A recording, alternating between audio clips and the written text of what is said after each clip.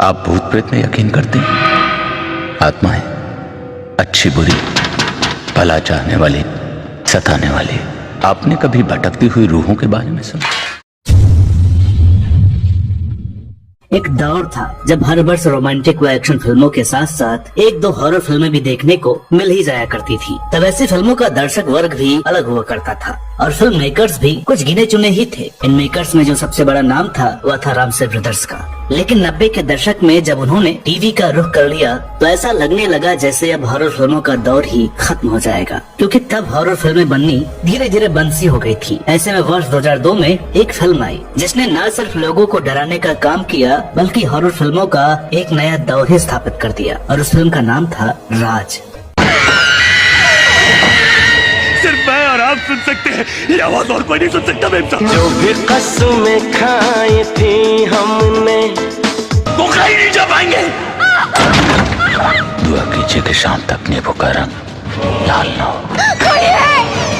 वादा किया था जो मिलके, तुम्हें इस किताब में लिखे मंत्रों को पढ़ के उसे अकेले में बुलाना होगा। आपके प्यार में हम संवरने लगे। वो तुम्हें नुकसान पहुंचाना चाहती है या नहीं ये मैं नहीं जानता, लेकिन एक बात तय है कि वो तुमसे कुछ बात करना चाहती है। इस फिल्म में दर्शकों को खतरनाक साउंड इफेक्ट्स के साथ साथ चौंकाने वाले कई ऐसे ग्राफिक्स भी देखने को मिले जो यकीनन पहले से भी ज्यादा खौफ पैदा करते थे। आज के इस वीडियो में हम इसी फिल्म से जुड़ी कुछ खास और दिलचस्प बातों पर रोशनी डालने वाले हैं, इसलिए देखते रहे वीडियो को शुरू से अंत तक। इस बात में कोई शक नहीं कि 1 फरवरी 2002 को रिलीज हुई फिल्म राज की जबरदस्त कामयाबी के बाद ही हॉरर फिल्मों का चलन बॉलीवुड में एक बार फिर से लौट आया था, क्योंकि यह फिल्म दर्शकों को तो बेहद पसंद आई ही थी बल्कि बॉक्स ऑफिस पर भी ब्लॉकबस्टर साबित हुई थी। यह फिल्म अपने बोल्ड सीन्स की वजह से भी खूब चर्चा में आई थी। इस फिल्म की एक खास बात यह थी, यह एक हॉरर फिल्म होने के साथ साथ म्यूजिकल और रोमांटिक फिल्म भी थी।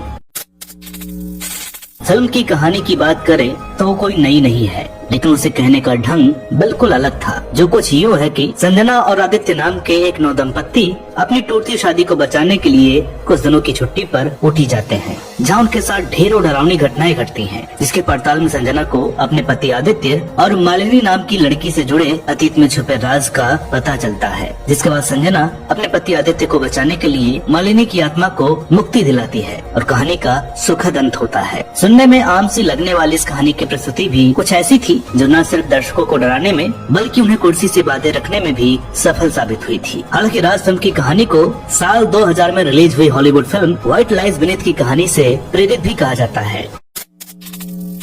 महेश भट्ट व मुकेश भट्ट द्वारा निर्मित भट्ट कैम की फिल्म राज विक्रम भट्ट द्वारा निर्देशित की गई थी। इस फिल्म के स्टार कास्ट की बात करें तो इसकी मुख्य भूमिकाओं में बिपाशा बसु, डीनो मोरिया और मालिनी शर्मा जैसे नए एक्टर्स के साथ आशुतोष राणा जैसे मजे हुए एक्टर भी शामिल थे। जब इस फिल्म की योजना बनी थी तब इसका बजट काफी कम था, इसलिए बिपाशा बसु, डीनो मारिया और मालिनी शर्मा जैसे नए एक्टर्स को कास्ट किया गया था। हालांकि डीनो और बिपाशा मॉडलिंग की दुनिया में काफी बड़े नाम थे और दोनों की फिल्मों में शुरुआत पहले से ही हो चुकी थी। डीनो जहां वर्ष 1999 में आई फिल्म प्यार में कभी कभी से बॉलीवुड में डेब्यू करने के अलावा एक तमिल फिल्म कर चुके थे, तो वही बिपाशा बसु भी कुछ एल्बम्स और एड में काम करने के बाद अपने फिल्मी करियर की शुरुआत वर्ष 2001 में रिलीज हुई फिल्म अजनबी से कर चुकी थी। आपको यह जानकर ताज्जुब होगा इस फिल्म के लिए दोनों ही एक्टर्स विक्रम भट्ट की पहली पसंद नहीं थे। दरअसल संजना का रोल बिपाशा बसु से पहले एक्ट्रेस लीजा रे को ऑफर किया गया था, जो विक्रम भट्ट के साथ इससे पहले फिल्म कुसूर में काम कर चुकी थी, लेकिन उन्होंने इस फिल्म में काम करने से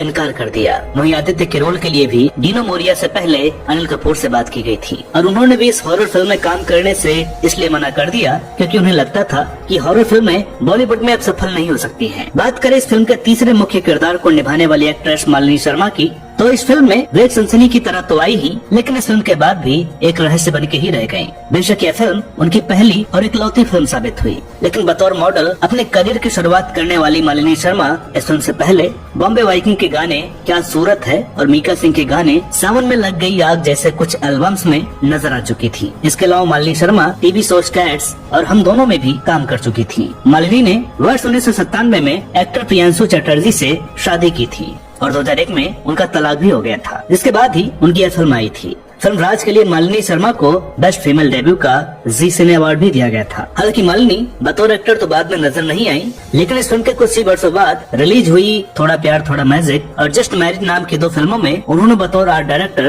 काम किया। फिलहाल मालिनी शर्मा कहाँ हैं और क्या कर रही हैं या किसी को नहीं पता। दोस्तों, इस फिल्म में बिपाशा का अभिनय, खास तौर से उनके डरावने हाव भाव लोगों को बहुत पसंद आए थे। उनकी पहली फिल्म अजनबी के बाद रिलीज हुई फिल्म भी सुपर हिट होने से उनका नाम भी बॉलीवुड की टॉप एक्ट्रेसेस में शामिल हो गया था। साथ ही इस फिल्म में उनके शानदार परफॉर्मेंस के लिए अगले वर्ष के लगभग हर अवार्ड शो में उन्हें बेस्ट एक्ट्रेस के लिए नॉमिनेट भी किया गया था, जिसमें से कई अवार्ड्स उन्होंने हासिल भी किए थे। इस फिल्म के बाद बिपाशा ने ढेरों शानदार फिल्में की हैं और अभी कर ही रही हैं, लेकिन आज भी इस फिल्म को उनकी बेहतरीन फिल्म माना जाता है। दोस्तों, फिल्म के बाद बिपाशा बसु तो लगातार नजर आती रही, लेकिन फिल्म के हीरो डीनो मोरिया को वो कामयाबी न मिल सकी जितने की वे इस फिल्म से चर्चित हुए थे। कम लोगों को ही पता होगा कि डीनो मोरिया ने टीवी सीरियल कैप्टन ड्यूम से अपने एक्टिंग करियर की शुरुआत की थी, जिसमें वो सोनिक के किरदार में नजर आए थे। हालांकि बॉलीवुड में शानदार डेब्यू और फिल्म राज की कामयाबी के बाद डीनो ने कुछ फिल्में तो की, लेकिन उन्हें कामयाबी न मिल सकी। दोस्तों, कम लोगों को ही पता होगा कि इस फिल्म में डीनो मोरिया, बिपाशा बसु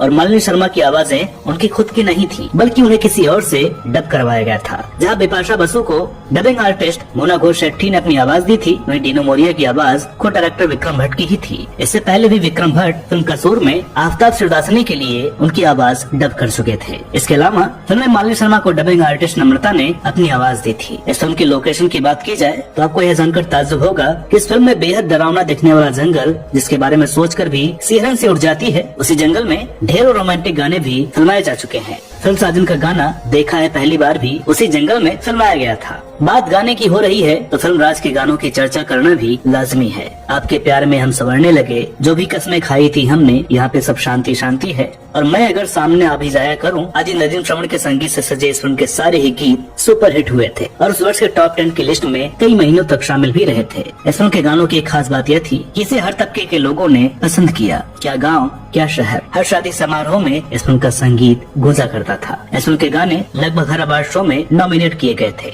इस फिल्म की सफलता और उसके वजहों की बात की जाए तो इस फिल्म के गाने, प्रोमो और ट्रेलर तो खूब चर्चित हुए ही, वही फिल्म के रिलीज के बाद क्रिटिक्स और पब्लिक ने भी इसकी जमकर तारीफ की, जिसका नतीजा यह हुआ यह फिल्म उस वर्ष की दूसरी सबसे ब्लॉकबस्टर और उस वर्ष की सबसे अधिक कमाई करने वाली तीसरी सबसे बड़ी फिल्म बनी। उस वर्ष पहले नंबर पर शाहरुख खान स्टारर देवदास थी। फिल्म राज की लागत की बात की जाए तो लगभग 5.25 करोड़ रुपए थी और भारत में ही इसने लगभग 21.5 करोड़ रुपए की कमाई कर ली थी। इसके वर्ल्ड वाइड कलेक्शन की बात की जाए तो वो कुल 36.5 करोड़ रुपए से भी ज्यादा की थी, जो आज के दौर के हिसाब से 125 करोड़ से कहीं ज्यादा है। इस फिल्म की कामयाबी का आलम यह था, इसे भुनाने के लिए इस फिल्म को तमिल और तेलुगु भाषा में भी डब किया गया था और बाद में इस फिल्म के और भी सिक्वल बनाए गए। बहरहाल कामयाबी के जो मुकाम फिल्म राज ने हासिल किए थे, उसके किसी भी सिक्वल को हासिल न हो सका, क्योंकि कुछ चीजें बन जाती हैं जिन्हें चाहकर भी बार बार नहीं बनाया जा सकता। तो दोस्तों, हमें उम्मीद है कि आपको हमारा आज का वीडियो जरूर पसंद आया होगा। वीडियो के बारे में अपनी राय कमेंट्स के जरिए जरूर करें।